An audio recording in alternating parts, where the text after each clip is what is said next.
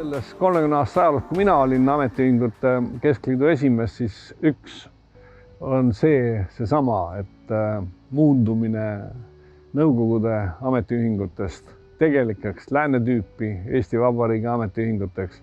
Ja teiseks muidugi meie väikene roll ka putšipäevadel, kus me siis korraldasime tagasihoidliku väljaastumise putši vastu. Ja see oli sellepärast jälle märkimisväärne, see ei olnud liiga suur ja liiga massiline, aga ta oli. Ja me jõudsime ette enne, kui putš ebaõnnestus, sest et minu kolleeg Vene Föderatsiooni iseseisvalt ametiühingute esimees Klotškov plaanitses ka suuremat sorti aktsioon, aga putš jäi enne läbi, nii et ta jäi ühe päeva võrra hiljaks. Aga meie jõudsime siiski oma panusega anda sellele, et see putš ebaõnnestus. Kuivõrd nüüd on selline periood, kus oled kodus, siis ma hakkasin tegelema oma arhiiviga, kaasa arvatud fotoarhiiviga, kus mul on 1000 pilte. Ja ütlen ausalt, mulle tegi südame soojaks, kui ma leidsin üles kõik need fotod, mis on seotud 2- ja 3-poolsete läbirääkimistega ja kohtumistega peaministritega. Sellel perioodil sai kohtutud kõikide peaministritega. Tänu Mart Laar, tänu Mart Siimann ja tänu eriti Tiit Vähi. Ja need olid kohad, kus me saime maandada meie ametiühingu tolleaegsete ametiühingu liidrite ja mitte ainult liidrite, aga nende kaudu ka nende liikmete muresid ja probleeme. Kui kogu ametiühingu rahvas oli peaministri juures ja läks mööda Eestimaad pärast laiali ja rääkis oma liikmetele, mida peaminister rääkis, kas Mart Laar, Mart Siimann või Tiit Vähi, siis inimesed said aru, mis Eestimaal toimub ja inimesed ka mingil määral said rahu.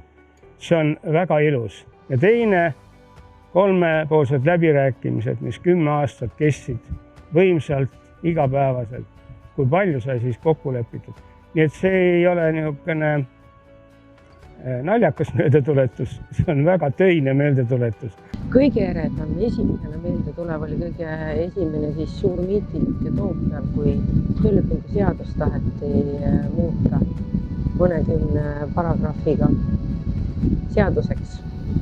Ja see oli ikka väga omalaadne kogemus, kui Põlevkivi toonane juht Nostov helistas ja küsis, et mis me siis nüüd teeme, kas me oleme ühel poolel või erinevatel pooltel.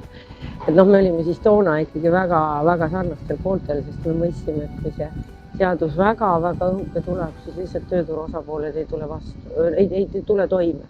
Aga täna me mõtleme seda, et see võikski isegi juba olla veidi kõhnem, et suht omavahel paremini kokku leppida. Et see oli üks. Siis teine kindlasti oli alampalga kokkuleppe nende alustalade läbirääkimine, et see oleks 40% keskmisest palgast. See oli hästi keeruline toona saada neid kokkuleppeid ja saime ka. Ja kolmas võib-olla pankrotifond, seda Eestis ei olnud ja inimesed olid väga hädas ja need läbirääkimised ja see saavutus. Et eks siuksed just saavutusmomendid on ikka kõige rohkem meeles, et kus läbi räägiti, protestiti ja saadi ka siuke normaalne tulemus kõigile siis lõpuks kuidagipidi sobib.